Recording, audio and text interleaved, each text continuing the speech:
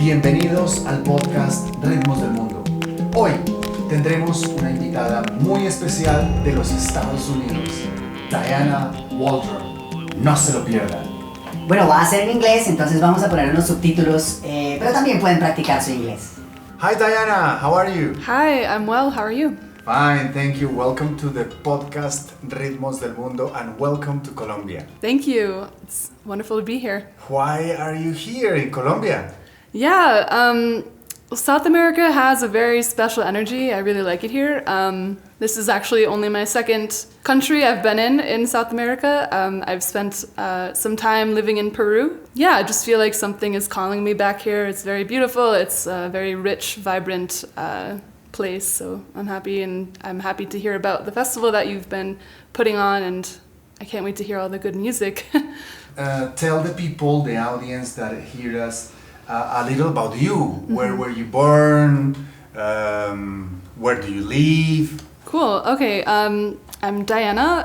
I am from upstate New York. I was born in Albany, but I, grew up in kind of a rural area. And about 7 years ago, I started playing the sitar. I was taking a yoga training, and I walked into the room, and I saw this really sweet older Indian man sitting there giving a yoga workshop, and I just knew instantly that I was going to learn something from him, and I didn't know what. And throughout that whole weekend, I just felt like that music touched my heart so deeply, more so than anything I've ever heard before, and I was so captivated by it. And I went back to finish my last semester at college, and I actually ended up finding a sitar, and I started learning from this master. His name was Rup Verma. So I was really just jumping in blindly into, this world of music I knew nothing about. Sorry, he was living in New York. He was living in New York. He studied with Ali Akbar Khan and Ravi Shankar. He studied with Kansab in India, but through the course of his life, he moved to Canada and then to the US. So I started learning from him. Unfortunately, within 2 years, he passed away. But then I've been lucky enough to continue learning with his son, Arjun Verma, who is an amazing sitarist who also studied with his father and Ali Akbar Khan as well. So, yeah. His son was also living, or is also living in New York? He lives in California. He lives in the Bay Area, yeah. Mm-hmm. Okay. And you go to California to have lessons with him, or it's online, or how do you start? Yeah, it's both. I mean, I have gone to California and I've taken classes there at the Ali Akbar College of Music. I take classes online, especially now with a lot of COVID things happening. But he also comes, he would come to New York every few months to give workshops and lessons that way as well. So, yeah, it's a little bit all over the place right now. Okay. And before you discovered the sitar, mm-hmm. Do you have any musical background, or do you study music, or were you listening to Indian music or something, or it was just a change in your life? Both, yeah. I mean, when I was young, at probably like 7, my dad played guitar and I wanted to learn, so I started learning from him. But then I just kind of gave up because I was such an unfocused child. Like I just kind of didn't stick with it. And then I went to piano, and ultimately, like in school, I played clarinet like up through like high school. And then when I was in college, I decided that I would take like a semester of guitar, and I was learning it, and it was great, and it was fun, but I kept feeling like something was missing, and it wasn't like the sound that I was looking for, and I didn't know what it was. And then that's when the sitar like appeared. It's like as if it knew that I needed it, but I had no idea what it was. I never knew anyone who played sitar, and it's not like I grew up listening to the music, so it was really like jumping into a whole nother world. And the sitar is not just a difficult instrument to learn, because also it comes from a different culture, mm-hmm. but also it's very difficult to have a sitar, because it's not like I have an ukulele, right? I bought it in the shop. Yeah. Where did you find your instrument? Yeah, well, my first sitar someone was just selling on the college campus. Like there was a bulletin board with the sitar for sale flyer, and I was like, oh my god, I need to do that. So I think he had got it in India and never really took the time to learn it, and I just went for it. And it wasn't that great of an instrument, but just for starting out, it was okay. And then as I started to get a little more like focused and disciplined with it, got a sitar through the Atrapar College of Music store. So those come directly from India, but by way of California to New York. And then this sitar, which is my third sitar, also my teacher found from someone who had been learning in the Bay Area, who kind of, I guess, wanted to move in a different direction, and he thought it would be a good fit for me. But that's also from India as well, so yeah. Estamos con Diana Waldron en el podcast Ritmos del Mundo, tomándonos un chai.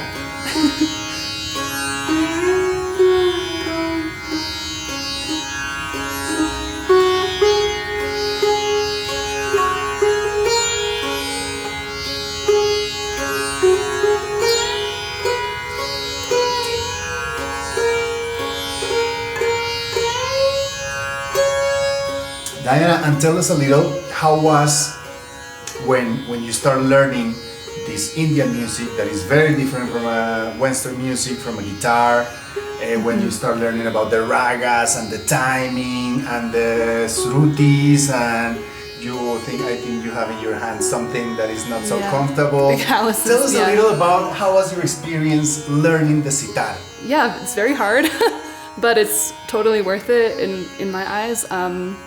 As I said, I walked in not knowing anything, and it was like jumping into cold water. I still remember walking into my first class with my teacher, and everyone's tuning their sitars. I don't know anyone, and I just kind of sheepishly like sit down, and my teacher looks at me, and he's just like, "Who are you?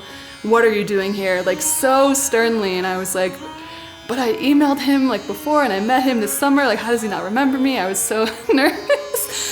And then like the first thing he said was, sitar brings you to a doorway that you can walk through, but you can never walk back out of. And I knew that was potent, and that would mean something to me in the years to come.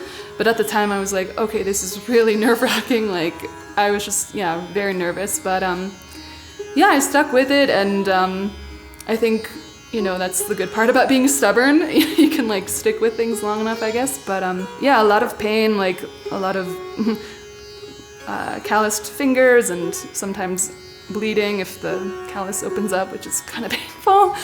Yeah, I think for me, people, like the one thing people ask is like is your background in Western music like helpful in learning this sitar? And honestly, I have to say no. Maybe I haven't thought about it too much, but I think that I really just like let go of any like preconceived ideas I had about music or what it is. I really just went into it like a beginner, and I still treat it that way, because the minute you think you know how something is, you lose actually seeing it for what it is. So I really approach it very humbly, or try to, and always just try to get my mind and ego out of the way of the learning process, because that just kind of gets in the way. So yeah, I'm very grateful for my teacher, Arjun Verma, who's very patient and very articulate, and just a wonderful teacher and a wonderful musician.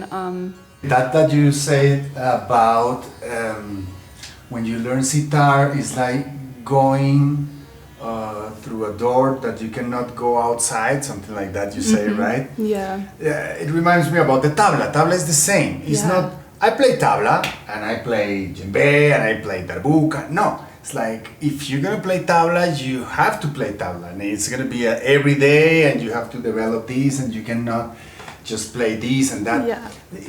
It's very similar to what happened to me. That's why it was so difficult also for me to keep playing tabla, because you need to play it every day, practice every day. Have you been to India? I haven't been to India, actually. No, I haven't. And I always say it's so funny that I haven't been, because so much of my life is based on Indian philosophy or Indian culture. Like, yoga, Ayurveda, Sitar. Like, I don't know, I definitely feel like I will go there soon, but no concrete plans right now. Not yet.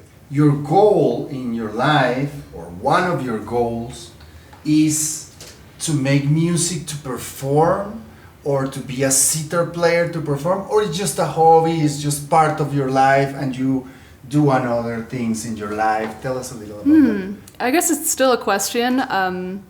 You know, the sitar is very demanding, it requires a lot of attention, and you know, it kind of, I don't want to say it took away a lot of my time, I willingly put in the time for it, but it definitely requires sacrifice and, you know, a focused direction. But yeah, I think like my main mission with it, I guess, is, you know, listening to the masters, you feel a certain way, you hear something, and you want to be able to play that and transmit that and then share it with other people, like in the most basic way. I think that's what draws me to it the most, is like nothing has ever reached me so deeply than the sitar, like than this music. It's literally opened up universes inside that I never knew existed. So yeah, just to be able to, you know, embody that and share that and bring it forward is pretty much what my aim is, I guess.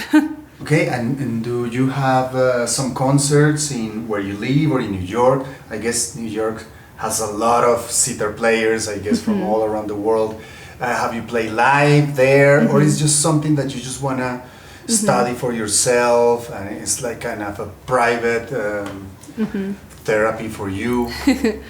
I'd say it's both. I think I've definitely been in more of a hermit mode with it for a while, like just focused student mode. But I have played concerts like with my other fellow sitar students in upstate New York at East West School of Music. That's where I've been learning.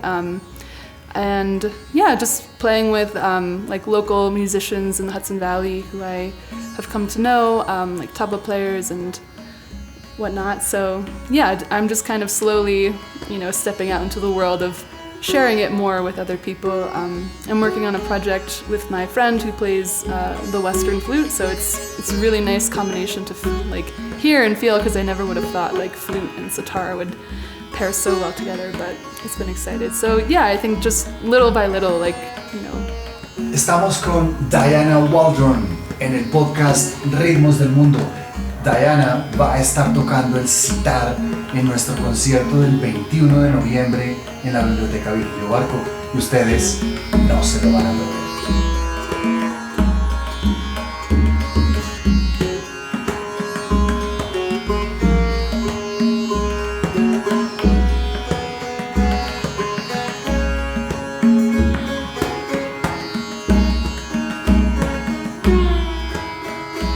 Okay, Diana, you are not just a musician, a sitar player, but you are also a traveler. You were in Peru and now you're in Colombia. Are you planning to travel the world with your sitar, which I guess is not so easy, playing there, or tell us a little about that? I think that is my overall like goal. You know, for a while I kind of had to give up any traveling. My teacher actually would specifically say that in the beginning. He was like, he had this like way of being a very loving but stern, almost like grandfather figure to me. And I never had a grandfather, so it was like new. But he would say, look, to give up traveling and just, you know, focus on learning sitar, and that anything you think you're going to gain by going somewhere is already within you, and which is true. But I'm learning now to, you know, I'm still young, or even if I weren't young, like I think traveling is good also to like see the world around you and bring that mindset of like, okay, I'm not going anywhere to like get something, but I'm more going there to feel how it is and to feel how I fit into this place, like a puzzle piece in a way, and like what can I bring to this place that I'm going, versus like this like grasping mindset, I think. So yeah, I would like to travel the world and share this music in a sustainable way, as sustainable as possible. But yeah. And how was Peru? Did you play in Peru? Did you got the opportunity to have some concerts, or you just were traveling? What did you visit? Yeah, a little bit of everything. I played some concerts, like some private events that people had in Cusco.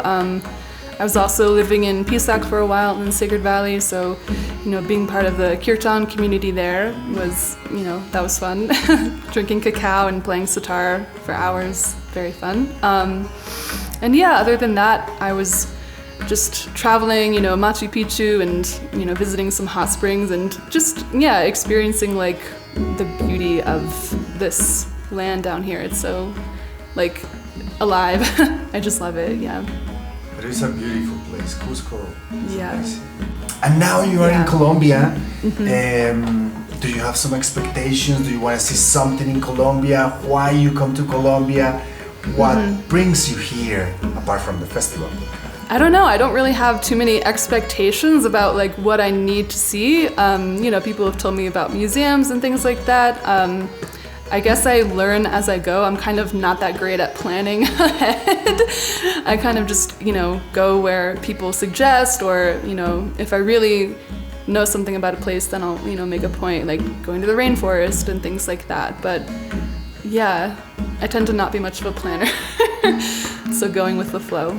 Going with the flow. Yeah. How long do you plan to stay in Colombia, or you don't have any? Yeah, 2 weeks is when my flight is, so I don't know. Yeah, that's always the hard thing, is because you're going somewhere new and you're going on an adventure. It's like you don't really know the shape it will take. Yeah. It's kind of amorphous, though, so to put a time frame on it is hard. Well, welcome to Colombia, and we are very happy to have you here. We hope you can travel and discover many things here in Colombia, also our music. We hope also you enjoy our festival Ritmos del Mundo. We bring music from all the world, actually, especially from here, Latin America. So it will be nice for you also to listen what is happening here in Latin America. Tell us a little, or tell them a little about what is going to be your performance next Sunday in Ritmos del Mundo. Yeah, I look forward to sharing music in the afternoon next Sunday and seeing what transpires. And something that I love about this music is that it's largely improvised, so you learn compositions from your teacher, but you have the freedom within that framework and structure to move through that and create your own ideas. So that's really where the joy happens, the spontaneity and the creativity is making something new on the spot, so in that way it's almost kind of hard to plan what you will play. It's kind of once in a lifetime thing and then it fades away. So. Y por eso mismo tenemos que estar en ese concierto de Sitar, además con otras agrupaciones increíbles, y no nos lo podemos perder porque esta es una única oportunidad de escuchar y de ver a Diana Waldron en el Festival Ritmos del Mundo.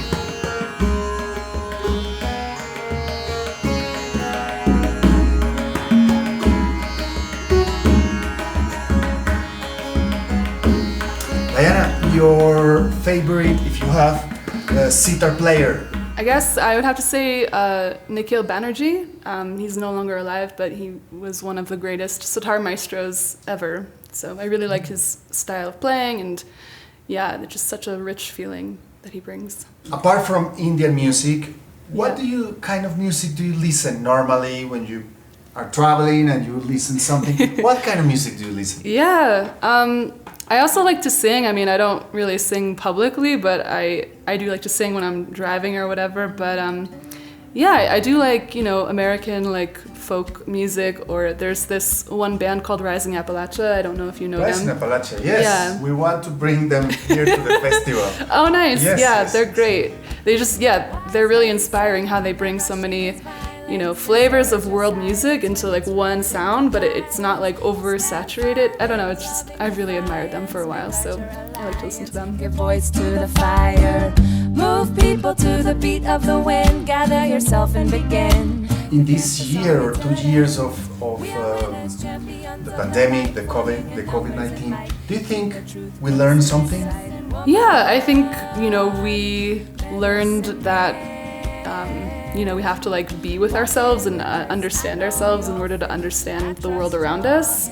I think that, especially in our modern time, it's so easy to kind of just be distracted by social media or, you know, anything like that, that we really have like not cultivated the time to listen to ourselves and, you know, maybe take care of something about our body that needs healing or something. So I feel like, you know, while it was like a social crisis, I feel like it was kind of like an inner awakening, or it could be viewed that way. I know, you know, it was very hard for a lot of people, so I don't want to discount that also, but I think it definitely provided the opportunity to like look within and see what might need to change.